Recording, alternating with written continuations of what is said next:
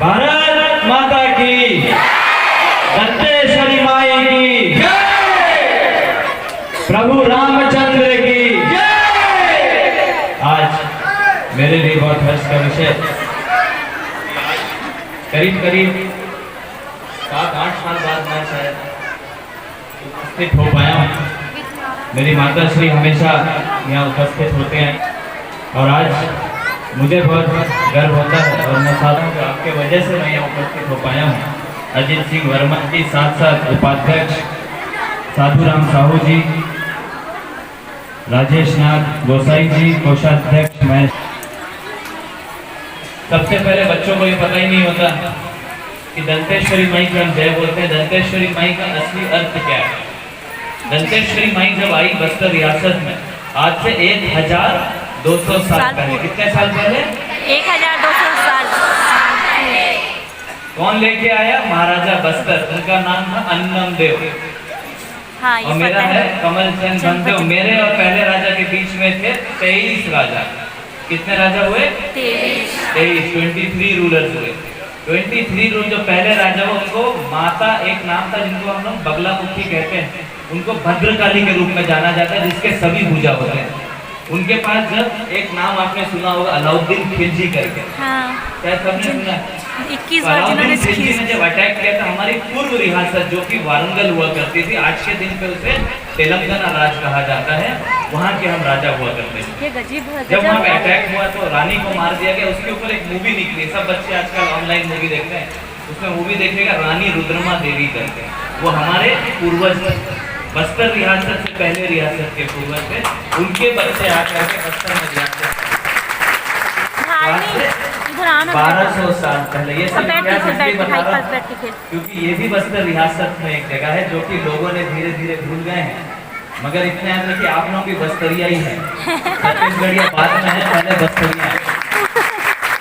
इसलिए आपके बीच में मैं ये सब चीजें बताने आया हूँ कि छत्तीसगढ़ जब बना, छत्तीसगढ़ मतलब कितना होगा? 36 रियासतें। तो 36 जो रियासतें हुई वो ज्यादातर गोंडवंशी रूलर, जैसे नेताम जी लोग हैं, ऐसे हमारे गोंड के रियासत हुए, इसमें कवर्धा है, खैरागढ़ है, शक्ति है, ऐसे बहुत सारे रियासत हुए जो कि गोंड राजा हुए, जो कि हमारे आदिवासी समुदाय से राजा बने। बस्तर में जमींदारियां भी थी बहुत, जो कि आदिवासी लोगों के बीच में बने, जिसमें कि नेताम परिवार है, धूरू परिवार है, बहुत सारे परिवार हैं। ये आप लोगों को जानना इसलिए जरूरी है क्योंकि इतिहास में ये चीजें बताई नहीं जाती, किताबों में बताई, स्कूलों में बताई, मगर ये नहीं पता कि हमारी जन्म कहाँ हुआ, हमारी जन्मभूमि क्या है। ये जरूरी है जानना, इसलिए मैं आपके बीच में आया हूँ ये सब चीजें बताने के लिए। तो जब ये छत्तीसगढ़ बना, उसमें से 2 रियासत को अगर आप काट देते हैं, एक होता है सरगुजा जो कि ऊपर बिलासपुर की तरफ पड़ता है, उसको आप काट देंगे तो सरगुजा रियासत बन जाती है, जिसके अभी आपके मंत्री हैं जिनका नाम TS सिंहदेव जी हैं, वहाँ के वो महाराजा हैं। और यहाँ से धमतरी के साइड से जो अपना नगरी सियामा, साकरा, बिरबुड़ी होते हुए चुरियारा से लेकर के पिंगेश्वर से लेकर के आप नीचे चले जाए, जो धमतरी शहर हुआ करता था वो सरदार होते थे, मराठाओं के सरदार वहाँ रहते थे, जो आज भी उपस्थित है। और आज भी वो रियासत अपने बस्तर में नहीं आती। बस्तर के बगल से फिर आ जाता है बालोद होते हुए दिल्ली दरगाह से लेते हुए वो पूरी रियासत बस्तर रियासत में आती है। अगर हम अनडिवाइडेड बस्तर, जिसको हम लोग विभाजन ना करें, 18 विधानसभा आती है बस्तर रियासत। कितनी विधानसभा? 18 विधानसभा। और विभाजन के बाद आती है 12 विधानसभा, जिसे हम बस्तर के नाम से जाने जाते हैं। 12 सीटें आती हैं। इसलिए बताना चाह रहा था मैं क्योंकि हम लोगों को इसका ज्ञान नहीं होता। और आराध्य में दंतेश्वरी जब आई तो महिला के रूप में राजा अन्नम देव के साथ आई। बेटा तू मेरे साथ चल, तू मेरा वस्त्र ले, तू वस्त्र लेके जहाँ जहाँ जाएगा तेरी इतनी बड़ी रियासत होगी। तो वस्त्र को हम वो नहीं बोल पाते थे क्योंकि हम आंध्रा से, तो हम लोग वस्त्र बोलने लगे। उससे बस्तर रियासत का नाम पड़ गया। इस रियासत का नाम जब पड़ा तो आज हम बस्तर रियासत के नाम से जानते हैं। और ये आराध्य में दंतेश्वरी के आशीर्वाद से मिला हुआ है। जब हम लड़ने गए हमारे पास फौज नहीं थी, अलाउद्दीन खिलजी ने मार चुका था सबको, मगर जो बच्चा बचा हुआ था अन्नम देव, उसने अपनी रियासत बना के रखी। आज भी ये सब चीजें जानना जरूरी है कि राजा को छूट नहीं है। राम भगवान क्या थे? क्या थे? क्या थे? राजा को छूत क्यों नहीं लगती? क्योंकि राजा को विष्णु का अवतार माना जाता है। अगर विष्णु को छूत लग जाएगा तो लक्ष्मी कैसे आएगी? और लक्ष्मी का स्थान राजा के पैरों पे होता है। कहाँ होता है? कौन है यहाँ पे जो कौन ऐसी महिला जो कि पैर पट्टी सोने का पहनती है? कौन ऐसी महिला जो पैर पट्टी, क्या बोलते हैं हम? पायल। पायल। कौन सी ऐसी महिला है जो पायल सोने का पहनती है? पहनती है, पहनते थे भी, पहनते हैं भी, पहनने वाले होंगे तो भी। कौन है ऐसे जो पहनते थे? नहीं पहनते ना। सिर्फ राजा के घर में हमारी बहनें पहनती हैं, हमारी रानियां पहनती हैं, क्योंकि राजा के पैर, जब मेरे को आप दशहरा में देखेंगे बाहर निकलते हो तो मैं भी राजा के पैर में इतना बड़ा कंठा पहना जाता है पैर में, क्योंकि लक्ष्मी जब भी विष्णु के यहाँ देखेंगे आप तो लक्ष्मी पैर दबाती है विष्णु का, इसलिए राजा को ही अधिकार था कि लक्ष्मी को वो कमर के नीचे पहन सकता था, और कोई इंसान आज तक नहीं पहन सकता, ना ही ब्राह्मण पहन सकता है, सिर्फ विष्णु पहन सकता है। और विष्णु का कोई अवतार हुआ तो कौन हुआ? राम भगवान। इसलिए उनका नाम रखा गया पुरुषोत्तम राम। और आपको दुर्भाग्यपूर्ण ये था, राम के साथ जब हम रामचरितमानस पढ़ते हैं, तुलसीदास जी का मैं ये सब पढ़ चुका हूँ, मैंने ये सब चीजों का अध्ययन कर चुका हूँ। हमसे सिर्फ अगर सीखना चाहिए रामचरितमानस से तो ये सीखना चाहिए कि राम भगवान अगर किसी के लिए खड़े रहे तो अपने धर्म के लिए सबसे पहले खड़े रहे। यही काम हम सबको सबसे पहले। मैं जब बस्तर में घूमता हूँ, आज हमारे गौड़ समाज के लोग भी हैं, कुछ हमारे बस्तर क्षेत्र में ऐसे लोग आ गए हैं जो बोलते हैं कि हम रावण वंशज हैं। सही है कि गलत?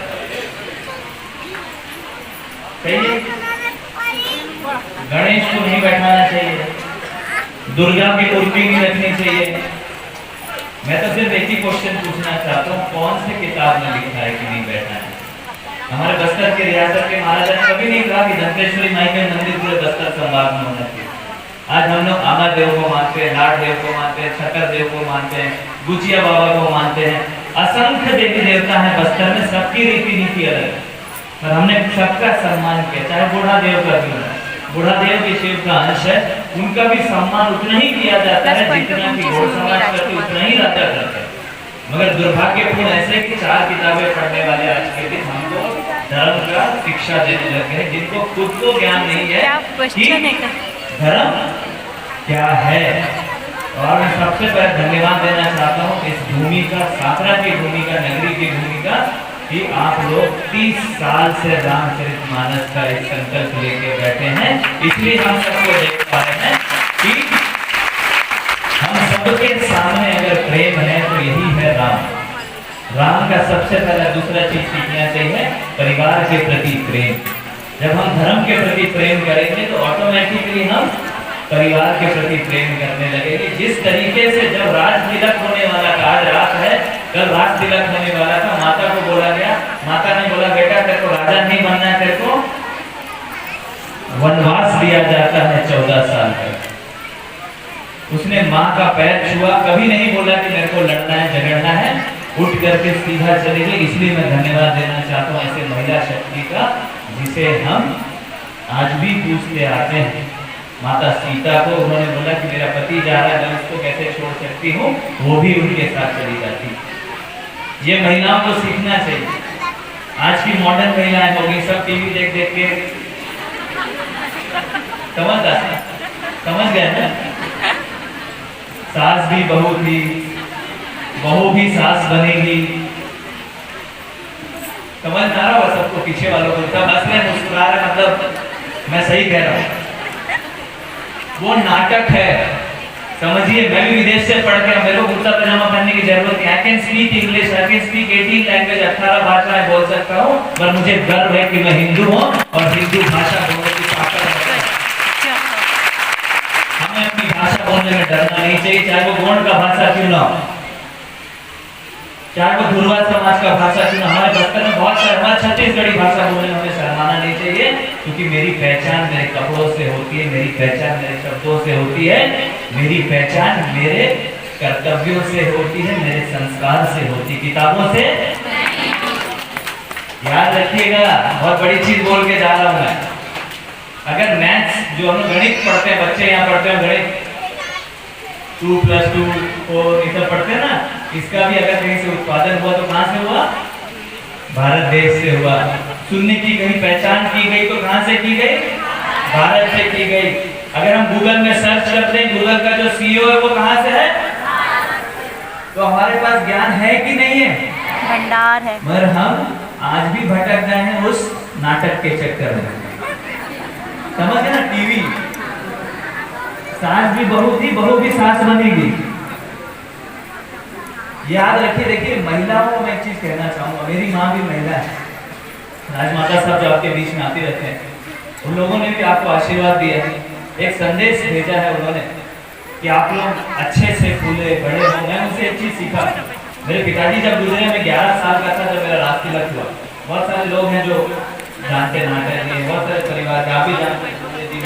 मैं बहुत छोटा था जब राज तिलक हुआ, तो राजमाता साहब ने एक ही चीज बोला कि तेरे को एक ही काम करना है, पढ़ ले जितना पढ़ना, और पढ़ने के बाद आना है तो बस्तर ही आकर के करना पड़ेगा, चाहे तो जितना पढ़ना हो पढ़ ले, जितनी चीजें सीखनी है सीखे, पर आकर के सेवा करनी है तो बस्तर रियासत में ही करनी पड़ेगी। मौत मिलेगी तो यही मिलेगी, पैसे भी नहीं जाएंगे, ये सोने की अंगूठियां भी नहीं जाएंगी, जाएगा तो क्या जाएगा? अपना पार्थिव शरीर ही जाएगा और इसी मिट्टी में विलीन हो जाएगा। इसलिए हमें घमंड होना चाहिए, हमारे धर्म का होना। तो हमें 2 चीज मैंने बताई, धर्म की रक्षा, दूसरा अपने परिवार के प्रति प्रेम। एक और चीज विषय में बताना चाहूंगा, हमारे लक्ष्मण जी से सीखने की जरूरत है। आज हमारा बड़ा भाई छोटा भाई होता है, लिटिगेशन चालू हो जाता है, 1 एकड़ की जमीन है, कितना बंटवारा मिलेगा कि नहीं मिलेगा? सही है कि नहीं मिलेगा? गलत है कि सही है? मगर यह चीज लक्ष्मण से सीखना चाहिए। वो भी राजा बन सकता था जब राजा अनुपस्थित होता था ना। बहुत सारा मूवीज आपने देखे होंगे, उसमें छोटा भाई गद्दी में बैठ जाता है। बाहुबली मूवी देखे कि देखे? कौन कौन देखा बाहुबली? सब देखा। इसमें क्या हुआ था? लक्ष्मण भी कर सकते थे, मगर लक्ष्मण ने ऐसा काम नहीं किया। लक्ष्मण ने बोला कि मेरा कर्तव्य है मेरे परिवार के साथ खड़े होने का, तो आज भी लक्ष्मण की भी पूजा उतनी ही होती है जितना राम भगवान की होती है। इसलिए मैं कहना चाहता हूँ, हम सब एकत्रित रहेंगे तो शक्ति बनती है, टूट जाएंगे तो जल्दी जल्दी हम विभाजित होते चले जाएंगे, हमारी ही जमीन टूटते चली जाएगी। अंत में ये होगा, पहले हमारे बुजुर्ग बोलते थे हम जो बाड़ा, आज से हमारा बाड़ा है, अब बोलते हैं हमारा फ्लैट है। पहले बोलते थे ये 100 एकड़ जमीन मेरी है, ये 20 एकड़ जमीन मेरी, आज बोलते हैं 5000 स्क्वायर फीट में मैं रहता हूँ। क्या है? फ्लैट है। आप समझिए, हम पहले बड़े थे, हम अंग्रेज बनते बनते स्क्वायर फीट में पहुंच गए, क्योंकि अंग्रेजी हुकूमत के ये चीजें हैं जो हमारे ऊपर डाली गई। जब बस्तर रियासत दिया गया कभी भी धर्मांतरण नहीं होता था। आज 70 साल में इतना बड़ा धर्मांतरण का गेम चालू हो गया है। मैं इस मंच के थ्रू इसलिए बोलना चाहता हूँ, आप लोगों को जानना चाहिए, मैं राजा हूँ, मैं डरता किसी से नहीं, और मैं जिंदगी भर रहूंगा यही रहने का। भले गवर्नमेंट ना माने मेरे को उससे कोई फर्क नहीं पड़ता, बट मेरा कर्तव्य है कि मेरी प्रजा को वही चीज बताऊं जो सत्य है। मैं मर भी जाऊंगा तो भी मेरा बेटा भी आके यही गाएगा कि हमारा अगर कर्तव्य है कोई, तो हमारे इस मट्टी के प्रति कर्तव्य है। और साथ साथ ऐसे लोगों को समझाने की जरूरत है, चाहे वो कोई भी धर्म का हो, जो भटक गया हो अपने धर्म से दूसरे धर्म में चला गया हो, उसको सम्मान पूर्वक अपने घरों पे लेकर के आना चाहिए, ताकि हम उनको दिशा और दशा दे सके, मतलब दिशा दे सके आगे चलने। इसलिए आज हमारी समाज भटकते जा रही है, युवा भटकते जा रहे हैं। युवा तो सिर्फ छोटा सा प्रॉब्लम होता है तो बीमार पड़ जाता है। अगर हम लोग याद करना चाहें स्वतंत्रता सेनानियों को या हमारे वीर जवानों को, हमारे साथ सिक्योरिटी में लगे, हमारे पुलिस वालों को, हर दिन मैं भी जाके आ रहा हूँ श्रीनगर में, ऐसी स्थिति है आप मानेंगे। एक पुलिस वाला खड़ा था, बिना बंदूक लिए ट्रैफिक रोक रहा था। एक आदमी आया, AK-47 निकाला, 2 गोली मारा, भाग गया। 2 दिन पहले की घटना। क्यों मारा? क्योंकि भारत देश ने ये बोला कि वो हमारा अंग है, इसलिए हमें 370 हटाने के बाद आज वो हमारा विभिन्न अंग हो गया है, वहाँ पथराव बंद हो गया, सब कुछ बंद हो गया और हमारा अंग बन गया। क्यों? उनको भी लगने लगा, जो कश्मीरी पंडित हो, जो वहाँ के मुसलमान भाई वो भी ये बोलते हैं 370 हटने के बाद हमारा हम लोग को शांति हुई। क्यों हुई? क्योंकि हम एकत्रित होकर के काम कर सकते हैं। यही सीखने की जरूरत। बाहर की शक्तियां हमें तोड़ना चाहती है, चाहे स्वास्थ्य के मामले में, चाहे शिक्षा के मामले में हो, कहीं नहीं। हॉस्पिटलों के फ्री देते हैं, एजुकेशन फ्री हो जाता है और हमारे लोग भटक जाते हैं। इसलिए इस मंच के थ्रू ये बोलना चाहता हूँ, बहुत सारे लोग नहीं बोलेंगे मगर मैं इसलिए बोलना चाहता हूँ क्योंकि आज मेरा जिम्मेदारी भी, क्योंकि आप सब मेरा परिवार हो। मेरे परिवार को अगर मैं राजा की गद्दी में बैठा हूँ, जिस दिन मैं भी राजा की गद्दी में बैठता हूँ, मेरे नगर भी मेरे को प्रणाम करते हैं, क्योंकि राजा का सर्वश्रेष्ठ गद्दी हो जाती है। और जो हमारी गद्दी दी गई बस्तर रियासत की, वो महाकाली की खुद की गद्दी है। बस्तर रियासत की गद्दी किसकी है? माँ दंतेश्वरी की गद्दी है, जिसमें राजा को बैठाया गया, इसलिए वो गॉड गिफ्टेड गद्दी है। इसलिए हम लोग भी कभी मजाक मस्ती नहीं करते। पर्चा मैंने देखा, मेरे साथ गाड़ी का एक्सीडेंट हुआ, 3 लोग मारे गए, मेरे को एक चोट भी दी है और गाड़ी को देखने से कोई नहीं बोल सकता कि वो गाड़ी में भी बच सकता। ये है तुम्हें दंतेश्वरी का आशीर्वाद। यही हमारे दादाजी प्रवीण महाराज साहब, उस समय कांग्रेस गवर्नमेंट होती थी, आप लोग सबको पता है, उनका गोली कांड हुआ, हजारों आदिवासियों को पैलेस में मार दिया गया, मगर आज भी भंजदेव परिवार आपके सामने खड़ा है। 66 में गोली कांड हुआ, आज 50 साल होने आ गए हैं, और आज भी इस परिवार की कोई रक्षा करता है तो राज्य माई दंतेश्वरी करती है। और ऐसा कहावत है हमारे बस्तर में कि जहाँ राजा जाते हैं, राज्य माई दंतेश्वरी भी वहाँ उपस्थित होती है। हो सकता है क्योंकि उन्हें बेटे का अधिकार मिला है। तो आज भी आपको ये भी जानना जरूरी है कि राजा बस्तर का कभी मुख अग्नि नहीं देता। मैंने अपने पिताजी को मुख अग्नि नहीं दी, राजा कभी सर नहीं मुड़ाता बस्तर का, क्योंकि मैं दंतेश्वरी माई का पुजारी हूँ। इसलिए मेरे जब पिताजी का मृत्यु हुई थी तो मेरे को आईने से दिखाया गया था, वो भी किलोमीटर दूर से दिखाया गया, दिख भी नहीं रहा। उसमें एक पंडित है जिनको दिया गया था, वही पंडित जाकर के राजा को मुख अग्नि देते, राजा को अधिकार नहीं, राजा को सुख का भोगी माना गया है। इसलिए मैं किसी मरनी में नहीं जाता, अपने घर के मरनी में नहीं जाता। तो ये कष्ट है कि खुशी होती है, कष्ट है कि अपने पिताजी को ना देखो, अपनी माता को ना देखो, अपनी बहनों को ना देखो। किसी भी परिवार में मेरे को जाने का अधिकार नहीं है, क्योंकि राज्य में दंतेश्वरी का बेटा होने के नाते जब मेरी मृत्यु के बाद सिर्फ अगर कोई अधिकार ले सकता है तो स्वार ब्राह्मण होते जो मेरा रास्ते लग करते हैं, और वो अग्नि भी देने का अधिकार है, और आज भी वो परंपरा चली आ रही है। तो आपको ये सब चीजें बताना इसलिए जरूरी है कि लोगों ने इसको कभी बताया नहीं। तो मैंने 3 चीज आपको बताई, राम जी का क्या सीखना चाहिए धर्म के प्रति, पत्नी से क्या सीख, सीता मैया से क्या सीखना चाहिए, परिवार का प्रेम, लक्ष्मण से क्या सीखना चाहिए, भाईचारा, और एक परिवार को जोड़ करके आगे ले जाने का। और अगर किसी से कुछ सीखना चाहिए, आखिरी में बताना चाहूंगा, जो कि हमारे हनुमान है। अगर हनुमान नहीं होते तो हम सब इस दुनिया में नहीं होते। हनुमान आज भी जीवित है, क्योंकि वही एक ऐसे हैं जो आज भी अमर है। इसलिए हनुमान जी को ये कहा गया है कि अगर कोई संकट को हरण कर सकते हैं और अगर तकलीफ हो तो पहाड़ी उठा करके ले आते हैं जिसमें की औषधि होती है, ऐसे प्रभु आज भी जीवित है। उसी के वजह से, उन्हीं के आशीर्वाद से आज प्रभु राम का इतना बड़ा भव्य मंदिर अयोध्या में बन रहा है। इसके लिए धन्यवाद देना चाहेंगे हमारे सुप्रीम कोर्ट को, इतना बड़ा निर्णय लेकर हमारे यशस्वी प्रधानमंत्री नरेंद्र भाई मोदी जी को और साक्षात राष्ट्रपति जी को, हमारे बड़े से बड़े उच्च न्यायालय को, जिसे सुप्रीम कोर्ट कहते हैं, उन्होंने निर्णय लिया। और धन्यवाद देना चाहते हैं मोदी जी को, इतना बड़ा निर्णय होने के बाद एक भी कर्फ्यू देश में नहीं लगा। ऐसे मुख्यमंत्री जी को भी, प्रधानमंत्री जी जो बने हमारे, उनको धन्यवाद देना चाहते हैं, हमारे सुप्रीम कोर्ट को धन्यवाद देना चाहते हैं। और साथ साथ एक और चीज आपको ध्यान देनी चाहिए कि जब ये पूरी कहानी मैं आपको बताता हूँ तो 4 लोगों का बहुत महत्वपूर्ण है, इसमें एक सबसे इम्पोर्टेंट होते हैं उनके गुरु। तो इसलिए कहा गया गुरु ब्रह्मा गुरु विष्णु गुरुर्देवो महेश्वरा गुरु साक्षात ब्रह्मा तस्मै से गुरु ब्रह्म। गुरु ही ऐसा है जो ब्रह्मा से लड़ सकता है, विष्णु से लड़ सकता है, और साथ साथ शिव जी से लड़ सकता है, जो कि महेश कह गया। शिव जी ही ऐसे हैं जो निराकार है, शिव जी हर कण में मौजूद है। शिव जी ही ऐसे हैं जब तांडव मचाने लगे तो देश हिल जाता है। वही माता अगर नाराज हो जाती थी, पार्वती माता, तो काली का रूप धारण करती थी और उन्हीं को मारने के लिए, क्योंकि शिव जी उनके पति थे, पति होने के नाते जब वो लेट गए, इतने गुस्से में थी माता जब देखी। इसलिए कहा गया कि माता जो होती है ना, वो उग्र में भी बहुत खतरनाक होती है और सौम्य में बच्चे के समान होती है।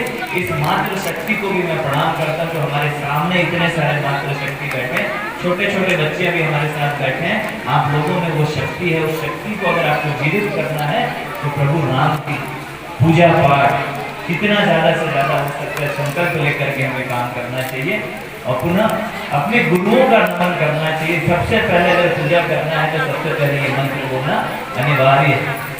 आखिरी में एक कहानी बताते हुए अपने शब्दों को विराम दूंगा। मेरे को भी जाना है, हमारा सब जवान भी थके हुए सुबह से दौड़ रहे। जब आखिरी में जब रावण को मारने के लिए राम चले जाते हैं तो फिर क्या होता है, हमारे रावण जाते हैं, बोलते हैं कि हमें शिव तांडव गिनवाने लगते हैं। शिव तांडव एक लास्ट तांडव होता है जो कि रावण खुद लिखता है, बोलता है कि शिव जी को प्रसन्न करने के लिए मुझे शिव तांडव लिखना पड़ेगा। जब शिव तांडव लिखता है तो वो कहाँ जाता है, सीधा के सीधा हिमालय जाके बोलता है कि प्रभु मुझे ऐसा आशीर्वाद दो कि मैं राम को पराजित कर सकूंगा। और उसके लिए क्या करता है, राम सोचते हैं भैया ये तो दिक्कत हो जाएगी, और साथ साथ शिव जी भी सोचते हैं कि दिक्कत हो जाएगी जब हम किस लोक में हैं, पृथ्वी लोक में।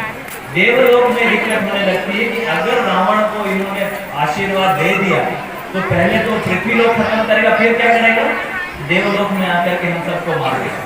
तो उन्होंने निवेदन करते हैं कि प्रभु ऐसा कुछ ना हो। उनका एक ही बेटा, दो बेटे होते, उसमें से एक बेटे होते हैं गणेश जी। ये कहानी ये दोनों की है जिसमें कि जब शिव तांडव गाते हैं तो रावण क्या करता है, जाकर के हिमालय ही हाथ से उठा देता है और बोलते हैं इसको कहाँ ले जाऊंगा मैं, लंका लेकर के वहां स्थापित कर दूंगा कि जब वहीं पर रहने लग जाएंगे शिव जी तो कौन उनको हरा सकता है। मगर जब वो शिव तांडव गाने लगता है तो प्रभु बोलते हैं तथास्तु, उनको आशीर्वाद दे देते हैं और बोलते हैं ये ले एक लिंग, अगर ये लिंग को लेकर के तू जाकर के श्रीलंका में रख देगा तो कभी भी तेरे को कोई पराजित नहीं कर सकता। ये कहानी बहुत महत्वपूर्ण है क्योंकि आप सोचिए रावण को 12 मुंडी दिखाते हैं, 12 मुंडी नहीं थे उसको उतनी विद्या पूर्ण थी। वो शिव जी को प्रसन्न ऐसे नहीं करता था कि हम शिव तांडव करके करते ओम नमः शिवाय करके, नहीं, वो अपना श्लोक बनाता था और जाके खुश करता था और एक बड़ा वरदान लेकर के उनसे आ जाता था। इतना बड़ा था, इतना यशस्वी था, वो भी एक राजा था। राजा होने के साथ साथ वो क्या था, एक ब्राह्मण भी था। जब वो लेकर के वहां से चले जाते हैं सब गणेश जी के पास जाते हैं, गणेश जी कुछ करिए अभी विघ्न हरता हो, इसलिए उनका नाम रखा गया है विघ्न को हरने वाला विघ्न हरता। जब वो जाते हैं तो बोलते हैं मैं कुछ करता हूँ, तो वो ग्वाला के शेप में आ जाते हैं, मतलब एक किसान के रूप में वहाँ घूमने लगते हैं। तो रावण आते रहता है चल के, शिव जी उनके हाथ में रहते हैं, तो वो बोलता है अगर तुम नीचे रख दोगे तो मैं वहीं पे स्थापित हो जाऊंगा। तो उनके पेट में चले जाता है तो उनको रावण जाता है, जैसे जाते हैं तो बोलते इसको कहाँ रखूं, उसको लेके नहीं जा सकता। तो वो जाके गणेश जी के हाथ में पड़ा। गणेश जी किसके रूप में रहते हैं, एक इंसान के रूप में रहते हैं, जो कि एक किसान के रूप में रहते हैं, उसको दे देते हैं। देता है तो क्या करते हैं, जाके चुपचाप छोड़ करके भाग जाते हैं। तो लिंग वहीं स्थापित हो जाता है। इसका अर्थ ये है कि कोई भी बड़े से बड़ा आदमी उसको पराजित करना बहुत आसान है। उसका भी हर तरीके का निर्णय प्रभु लेके रखते हैं। शिव जी ने भी एक निर्णय ले लिया था कि अगर मैं वरदान दे दूंगा तो मेरा बेटा इसे जरूर पूर्ण करेगा, और उसको स्थापित करके वो आज के दिन बिहार में शायद कोई नाम है, नाम भूल रहा हूँ उस जगह का, वैद्यनाथ धाम से जाना जाता है। 12 ज्योतिर्लिंगों में एक है। और वही स्थापित होने के बाद जब प्रभु जाते हैं तभी रावण का वध होता है। और एक चीज और से ध्यान देने की जरूरत है कि अगर हनुमान चाहते तो लंका को ऐसे ही जला सकते। क्यों? क्योंकि रुद्र का कोई रूप रहा है तो कौन रहा है, हनुमान जी खुद ही शिव के रूप थे, इनको कोई नहीं हरा सकता था। मगर उन्होंने बोला कि अगर मैं सेवक हूँ, ये चीज आपसे सीखनी चाहिए। कोई मंदिर में भगवान का पुजारी नहीं बोलेगा आके मेरी भक्ति करो, आके मेरे कमरे को साफ करो, आके मेरे को पूजा पाठ करो। एक और प्रश्न पूछ ही देता हूँ तो नींद में लग जाए। कितने लोग मंदिर रोज जाते हैं? रोज हाँ मैं जाती हूँ, मेरे यहाँ शिव मंदिर है। एक हाँ जाता है। रोज पुजारी को छोड़ मैं जाती हूँ भाई रोज। कोई भी नहीं, एक कोई दिख रहा नहीं। मैं सामने में हूँ। हाँ, दो दिख गए। हफ्ते में नीचे कर लीजिए, हफ्ते में एक दिन शर्मा के उठावे मतलब जाते रहिए। महीने में एक दिन, 6 महीने में एक दिन। मेरा मंडाई को छोड़ के ना, मेरा मंडाई को छोड़ के मेरे को पता है कहाँ मेरे को पता है क्या क्या बातें होंगी। साल में एक दिन तो भगवान आपसे प्रसन्न कैसे होंगे ये बताओ। मैं राजा हूँ, मैं दंतेश्वरी माई का पुजारी, क्योंकि मेरी आराध्य माता हूँ। मैं उनकी पूजा का आराध्य नहीं करूँगा तो भगवान प्रसन्न होंगे कि नहीं होंगे? मगर जब हम अपने बच्चे को दुलार करते हैं तो बच्चा बड़ा होता है कि नहीं होता है? जब अपने भगवान को भगवान बोलेगा क्या, ये सुखमती लाइट चालू कर दे, ये पार्वती पानी दे देना, ऐसा बोलते हैं क्या भगवान? ये आपकी जिम्मेदारी है, समझिए। ये समाज की जिम्मेदारी है मंदिर का देख रेख करना, पुजारी का काम पूजा करना, समाज का काम उसकी देख रेख करना, उसमें सेवा करना। हम लोग भूल चुके हैं सेवा करना। हम अपने घरों में झाड़ू नहीं मारते हैं, सही है? तो कैसे बताओ, अपने घरों में मारोगे ना, कचरा कहाँ फेंकोगे? दूसरे के घर में। सही है, सही है, गलत है? मगर हम बोले हम स्वच्छता करना चाहते हैं। फिर हम बोलते हैं विदेश में सड़कें कितनी साफ है, मगर हम अपना कचरा दूसरे के घर में फेंकते हैं, फिर लड़ाई भी होता है। ये चीज सीखने की जरूरत है। और ये चीज अगर आपको सीखना है तो बस्तर में आइए, हम आपको गांव लेके जाएंगे। इतना साफ सुथरा गांव, मैं भी हैरान हो जाता हूँ।